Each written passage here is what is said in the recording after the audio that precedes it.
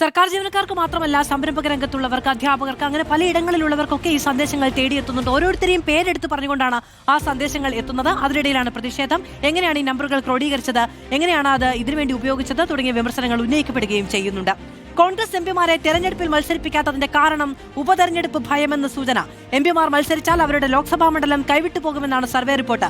ഉപതെരഞ്ഞെടുപ്പിലെ രാഷ്ട്രീയ സാഹചര്യം പ്രവചനാതീതമാണ് എന്ന് നേതൃത്വം വിലയിരുത്തുന്നുണ്ട്. അതേസമയം എംപിമാരെ എവിടെ മത്സരിപ്പിച്ചാലും വൻ ഭൂരിപക്ഷത്തിൽ വിജയിപ്പിക്കാൻ കഴിയുമെന്നാണ് കനകോലു സംഘം നടത്തിയ സർവേയിൽ കണ്ടെത്തിയിരിക്കുന്നത്.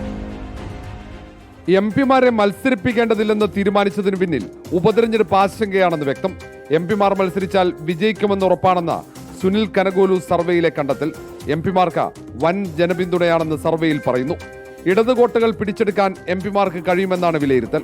അതേസമയം ലോക്സഭാ മണ്ഡലം നിലനിർത്തുക അത്ര എളുപ്പമായിരിക്കില്ലെന്നും സർവേയിൽ ചൂണ്ടിക്കാട്ടുന്നു. ഉപതെരഞ്ഞെടുപ്പിലെ രാഷ്ട്രീയ സാഹചര്യം പ്രവചനാതീതമാണ്. മികച്ച സ്ഥാനാർത്ഥികളെ കണ്ടെത്താൻ കഴിഞ്ഞില്ലെങ്കിൽ മണ്ഡലം കൈവിട്ടു പോകുമെന്ന് കോൺഗ്രസ് നേതൃത്വം ഭയപ്പെടുന്നുണ്ട്. കെ സുധാകരൻ മുതൽ ഷാഫി പറമ്പിൽ വരെ എല്ലാ എംപിമാരും മത്സരിക്കാൻ സന്നദ്ധരാണ്. കണ്ണൂർ നിയമസഭാ മണ്ഡലത്തിൽ മത്സരിക്കാൻ കെ സുധാകരൻ തയ്യാറെടുത്തിട്ടുണ്ട്. ഈ കാര്യം കോൺഗ്രസ് ഹൈക്കമാൻഡിനെ അറിയിച്ചു.